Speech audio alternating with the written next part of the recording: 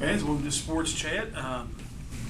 Still not a ton to talk about, but it's getting there. More 7-on-7s going on. Cougar and Lady Cougar basketball camp have happened. I went up today and watched Campbell County take on Palin at 7-on-7. It's that same format. There's not really any advance in the ball or anything, but Campbell County secondary looked really good against a Rodney Ellison offense. Yeah,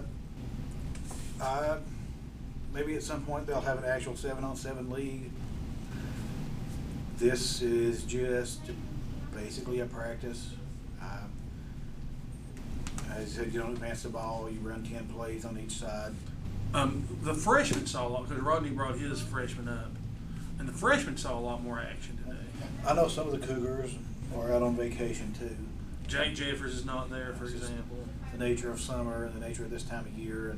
And Zach Rutherford saw a lot more quarterback action today, and Josh Lee saw receiver action a little bit. If he can get the playbook down, I know that Justin would rather not start a sophomore, but he pretty much may have to go that way. It's just the style of offense that they run. But Josh Lee does have the experience edge right now, and probably knows the playbook pretty well. But a little bit more of a running threat. That's just the running threat at quarterback. I mean, Ethan, as great as he was not a running threat. And Justin doesn't really want to run and threat at quarterback as a general rule. He likes to throw the ball. He likes to have the guy that can make the throws. And Josh Lee can make a lot of the throws, but from what we saw, Rutherford's better able to stretch the field, in my opinion. His deep balls are a little better. His passes, just the post routes over the middle, don't seem to flutter or go quite as high. Lay's better at rolling out and obviously tucking it and running the ball, and that can become key in a lot of games. And you may see a combination of both players playing a lot this fall. It would be good, and I know the coaches would rather one of them just step up, take the reins, and go with it. And we'll see if that can happen or not. I don't know. To me, you're probably not getting to see the strength of the Cougar offense, which is going to be the offensive line. And if they wish to, I think they can have a really good running game this year. Also, I want to say the freshmen saw a lot more action. Landon Addington looked really good throwing the ball today, too, against some what appear to be really, really speedy Pal DBs.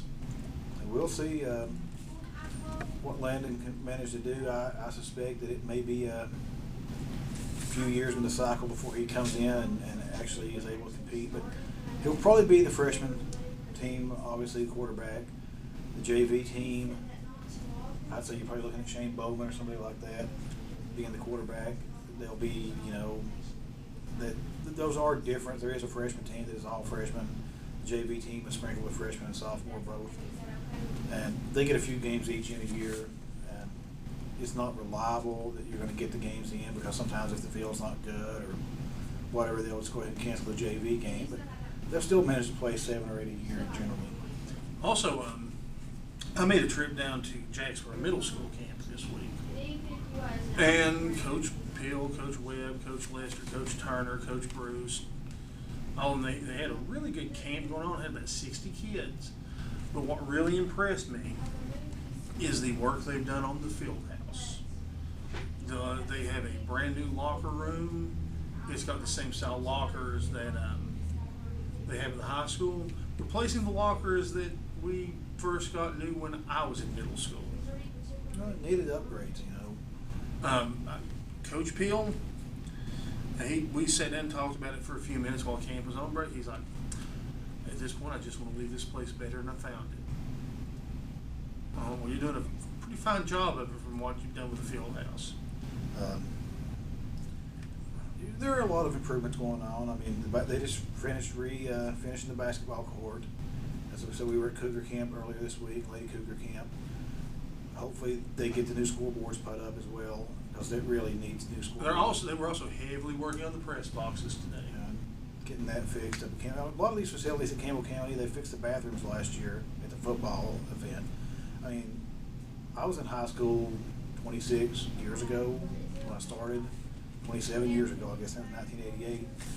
Up until the last year or two, everything, and I'm still pretty sure the gym, except for the lighting and the floor, is pretty much exactly the same as it was when we were there. So there's not been a lot of upgrades over the years. Softballs, we pointed out, is getting an upgrade to their field.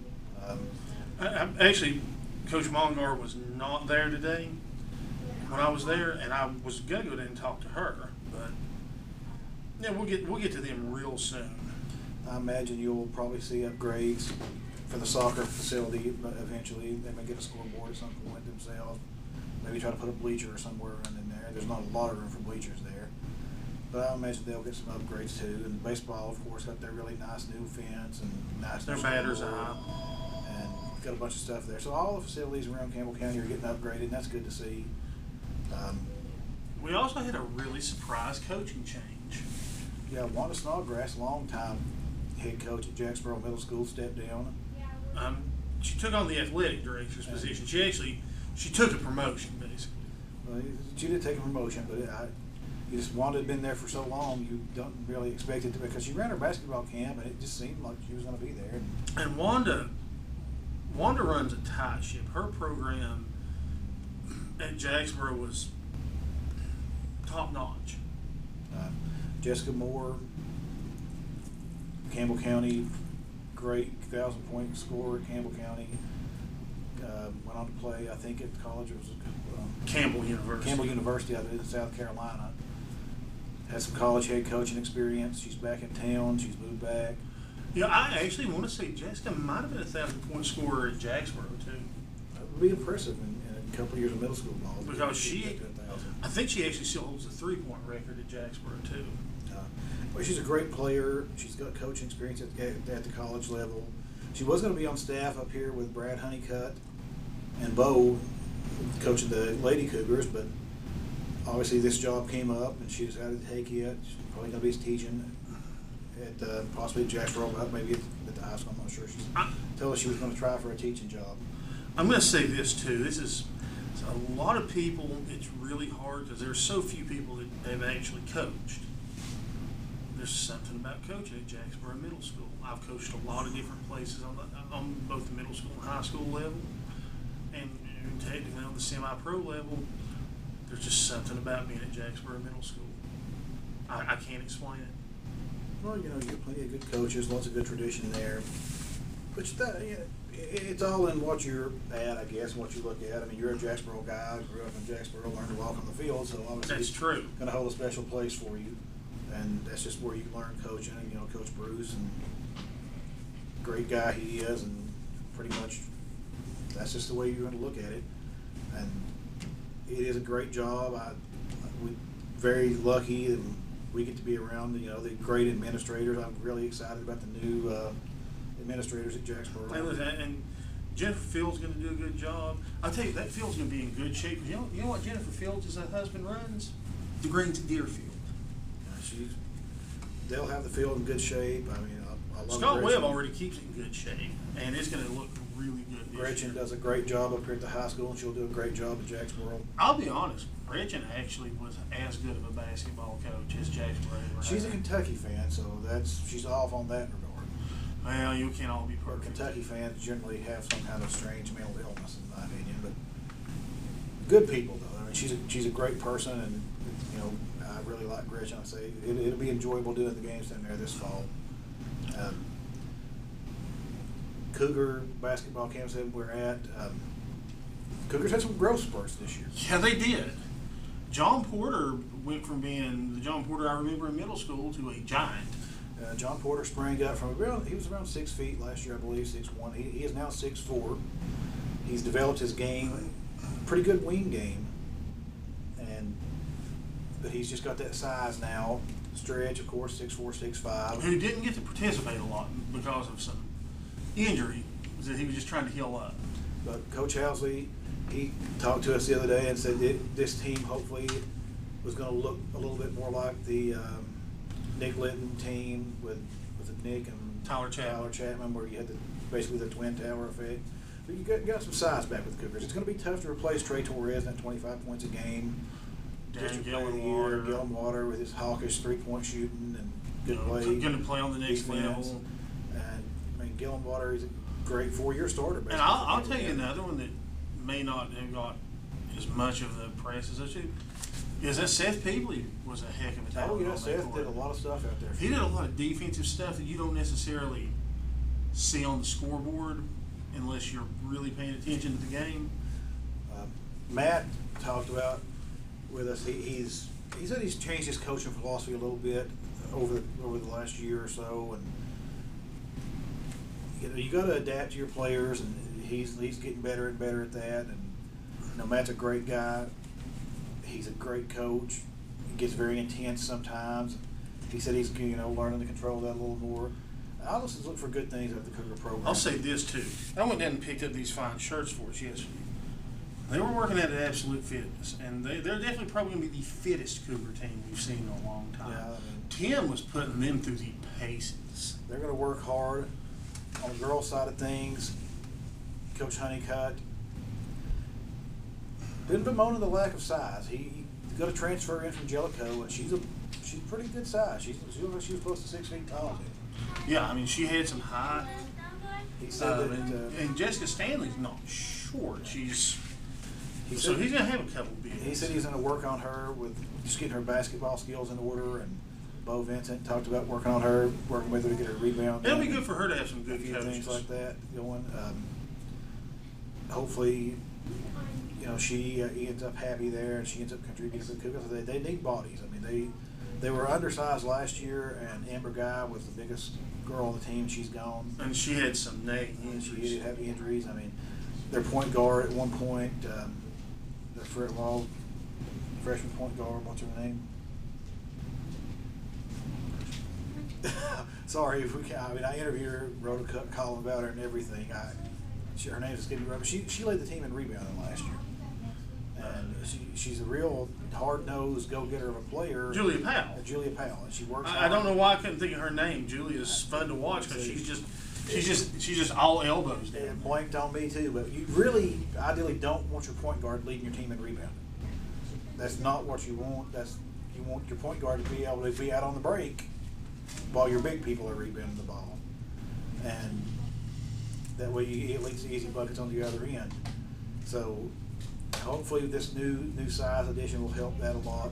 Right, because they have, as tough as it's going to be to replace what the Cougars were replacing, Lady Cougars have worse.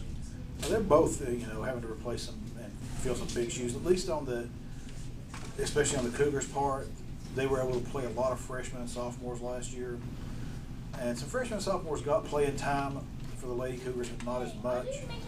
I mean, when you lose 4 starters plus your next one off the bench, Sarah Kane's going to be the only returning starter. They're going to need everybody to step up, and I think they will. They'll improve. Brad and Bo are great coaches, just like Matt, Coach Suffin, and they'll get the most out of their team. And I say it's a learning process with them, and you're adapting. You have to adapt to new teams. You lose these big waves of seniors. Have to change your style a little bit, but they'll get it where it needs to be. And there's also a good crop of middle schoolers that will be coming up. But fans, we're basically out of stuff to talk about. I guess your big NFL movie, Des Bryant got his contract today. Yeah, I was pretty happy with that. I'm a Dallas fan, so just pay him, let him go. If you're going to give Roma $120 million, you can give Des what he needs to say. Hopefully, it pays off for the Cowboys. And we got a very small window right now of being able to maybe compete for a Super Bowl, but we'll see. Denarius Thomas got a similar contract today too. Tom Brady's still in the process of fighting over his suspension. Apparently, I still think it's to get reduced to probably 2 games. That's just the way it goes. Sometimes you cheat, you win. Jesse Ventura said it best: "When if you can, lose if you must. Always cheat." And if you got nothing else to do, obviously.